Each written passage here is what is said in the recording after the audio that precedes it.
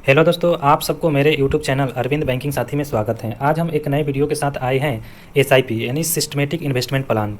तो हम इस वीडियो में एसआईपी क्या है, इसको कैसे खुलवा सकते हैं, क्या फ़ायदे हैं क्या नुकसान है, ये चीज़ हम बताने की कोशिश करेंगे। तो मेरा आप लोगों से रिक्वेस्ट है कि इस वीडियो के अंत तक बने रहे और पसंद आए तो मेरे चैनल को ज़रूर सब्सक्राइब कीजिए। तो सबसे पहले हम देखते हैं एसआईपी क्या है। एसआईपी एक म्यूचुअल फंड है जिसमें हम अपने भविष्य के लिए या किसी प्लान चीज़ के लिए हम एक सेविंग करते हैं, जो छोटी छोटी अमाउंट एक बड़ी अमाउंट बन जाती है। हम इस तरह से एक आरडी की तरह भी देख सकते हैं, लेकिन आरडी में ये रहता है कि उसमें जो रिटर्न रहते हैं वो बहुत कम होते हैं, लेकिन एसआईपी में जो हमारा रिटर्न होते हैं वो काफ़ी हाईएस्ट रहते हैं। हम एवरेज मान के चले, जैसे कि आज एफडी और आरडी में जो रिटर्न है वह 5 से 6% के आसपास है, लेकिन वही यदि हम एसआईपी म्यूचुअल फंड में इन्वेस्ट करते हैं तो ये रिटर्न मिनिमम 10 से 12% होते हैं और ये मैक्सिमम 25 से 30% तक चले जाते हैं। तो मुझे रेगुलर जो सेविंग करते हैं इसके लिए एसआईपी एक बहुत ही बेस्ट प्लान है। तो हमें थोड़ी सी ये परेशानी रहती है कि हम एसआईपी जो है हम कहाँ खुलवाएं। तो ये जो एसआईपी जो कंपनी है ऐसे तो हर एक जो प्राइवेट भी कंपनी है, जैसे कि टाटा हो गया, रिलायंस हो गया या बैंक भी हो गया, तो अपना सब्सिडरी कंपनी होते हैं। तो हमें अगर किसी बैंक में खाते हैं, जैसे मान लेते हैं कैनरा बैंक में ही खाते हैं, तो हमें एसआईपी लेना चाहते हैं, तो हमें कहीं दूर जाने की ज़रूरत नहीं है, भटकने की ज़रूरत नहीं है। हम बैंक की कॉन्टैक्ट से हम अपना एक एसआईपी अकाउंट खुलवा सकते हैं। और सबसे उसके लिए हमें जो बैंक से, जैसे कि मेरे पास ये कैनरा बैंक का कैनरा रोबोको का एक फर्म है, इस तरह से हर एक बैंक का, जैसे टाटा का भी हो गया या आईसीआईसी का हो गया या एसबीआई का हो गया, एक फर्म मिलेंगे और उसके साथ हमें केवाईसी और फोटो जमा करना होते हैं। तो ये सारे डॉक्यूमेंट हमें बैंक के थ्रू देना होते हैं और वो उनका जो ऑफिस होते हैं वहाँ पर वो फॉरवर्ड करके आपका एसआईपी अकाउंट खुलवा देते हैं। तो ये सारे चीज़ ये हैं। तो एसआईपी खुलवाने की जो मुख्य बातें हैं, हमें किसी भी बैंक में एक सेविंग अकाउंट होनी चाहिए, क्योंकि जो उसका इंस्टॉलमेंट मंथली हो गया, क्वार्टरली, हाफ ईयरली या ईयरली है, जो डेबिट होगा वो हमारे खाते से ऑटोमेटिक यानी ऑटो डेबिट होते हैं। तो उसके लिए हमें सेविंग अकाउंट होनी चाहिए और जितने अमाउंट का हम एसआईपी ले रहे हैं उतने सफिशिएंट अमाउंट होने चाहिए जिस दिन ये हमारा पैसे डेबिट होते हैं।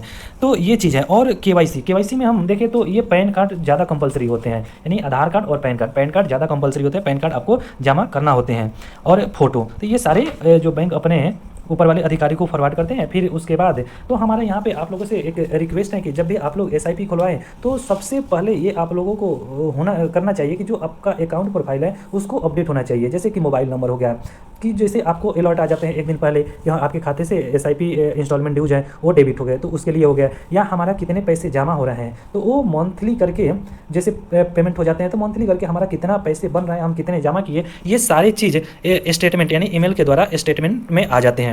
तो ये 2-3 चीज़ जो है हमारे अकाउंट में होनी चाहिए। या बहुत से ऐप भी आ गए, जैसे इनफिट करके एक ऐप है, उसमें ऐप से हम देख लेते हैं कि हमारा जो इन्वेस्टमेंट है वो कितना रिटर्न देते हैं, हमारा आज तक में कितना रिटर्न आया, ये सारी चीज़ हम ऑनलाइन देख सकते हैं, जो कि एक बहुत ही अच्छी चीज़ है।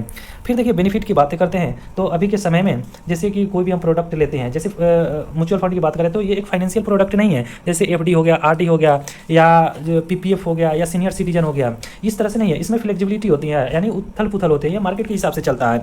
तो इसमें थोड़ी सी तो रिस्क रहती है, लेकिन इसमें हमें रिटर्न के भी काफ़ी ज़्यादा उम्मीद रहती है। तो ये बहुत हाईएस्ट रिटर्न देते हैं, जहाँ पे एफडी 5-6% यहाँ पे तो देते हैं, यहाँ पे ये एवरेज 10-12 यानी 25 से 30% तक भी देते हैं।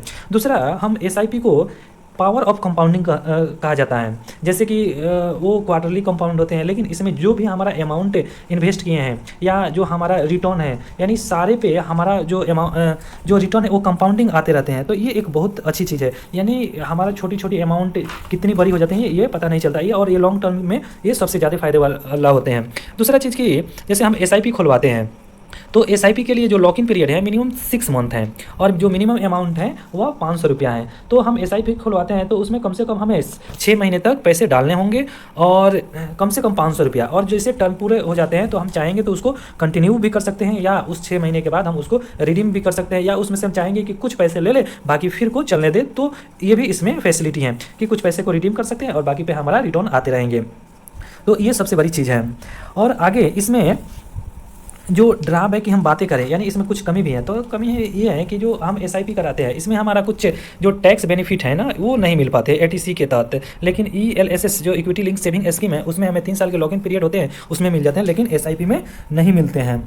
और फ्लेक्सिबल की बातें करते हैं कि ये मार्केट में कुछ ऐसे इवेंट हुए, जैसे कहीं वार हो गया, चाहे वर्ल्ड में कुछ हो गया, तो इससे मार्केट प्रभावित होती हैं, तो फिर इसके रिटर्न में थोड़ा सा प्रभावित होते हैं। तो ये सारी चीज़ एसआईपी के बारे में है। तो हम इस वीडियो के माध्यम से ये बताना चाह रहे हैं कि अगर हम एक लंबे समय के लिए, जैसे 8-10 साल के लिए होते हैं, लंबे समय के लिए 15 साल, 20 साल, 25 साल, जैसे कि हम LIC में भी इन्वेस्ट करते हैं, तो उसके लिए हम इन्वेस्ट करते हैं तो आंख बंद करके, यानी एक छोटी सी 1000 हो गया, 2000 रुपया हमें SIP करानी चाहिए कि हमारे इनकम पर भी उतने प्रभाव नहीं डालते हैं। और हमें जो भविष्य में घर बनाने होंगे, शादी करने हो गए, या बच्चे की पढ़ाई लिखाई की जो चीज़ की ज़रूरत है, उसके लिए ये एक बहुत अच्छी चीज़ है। हमें उस समय तक एक मोटी रकम इकट्ठी हो जाती हैं।